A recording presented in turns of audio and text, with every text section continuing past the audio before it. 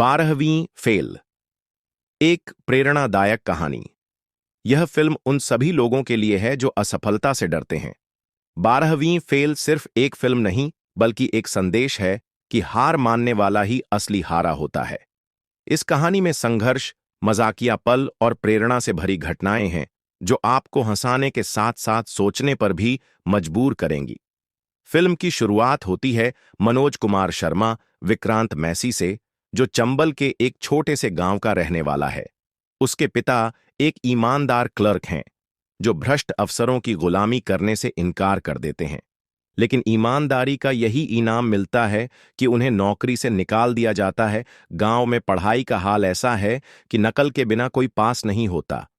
मनोज और उसके दोस्त भी इसी सिस्टम का हिस्सा बन चुके हैं। 12वीं की परीक्षा आती है और पूरे गांव के लड़के लड़कियां नकल की पूरी प्लानिंग बना चुके होते हैं।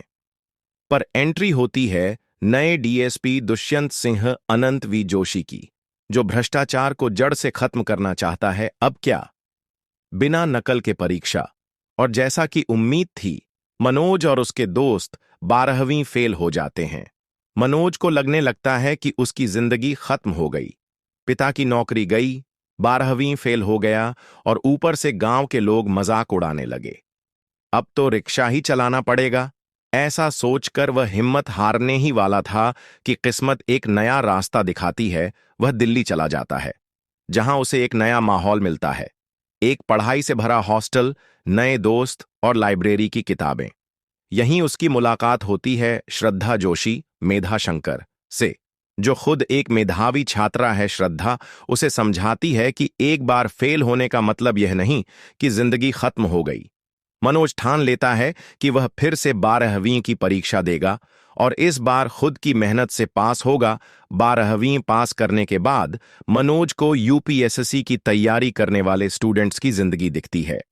अब उसका सपना सिर्फ 12वीं पास करना नहीं, बल्कि आईएएस अफसर बनना है। दिल्ली की लाइब्रेरी में किताबों के बीच बैठकर वह रात दिन मेहनत करता है। इस दौरान कई कॉमिक मोमेंट्स भी आते हैं, जैसे दोस्त 1 घंटे पढ़ने के बाद कहते हैं, यार अब बहुत पढ़ लिया, अब पकोड़े खाएंगे। पर मनोज नहीं रुकता। वह दिन रात पढ़ाई करता है, हर कठिनाई को पार करता है और आखिरकार आईएएस परीक्षा पास कर लेता है। फिल्म का सबसे जबरदस्त पल आता है जब वह आईएएस इंटरव्यू के लिए जाता है और वहां बैठे अधिकारी पूछते हैं, तुम 12वीं फेल हो, तुम्हें क्यों चुना जाए? के बाद ही मुझे समझ आया कि हार मानने वाले के लिए कोई भविष्य नहीं होता। मैंने हार नहीं मानी और इसलिए मैं यहां हूं। इंटरव्यू लेने वाले अधिकारी उसकी मेहनत और संघर्ष को सलाम करते हैं और वह आईएएस अधिकारी बन जाता है। 12वीं फेल सिर्फ एक फिल्म नहीं, बल्कि एक जिंदगी का पाठ है। यह फिल्म हमें सिखाती है कि असफलता से घबराना नहीं चाहिए, बल्कि उसे एक नए सफर की शुरुआत मानना चाहिए।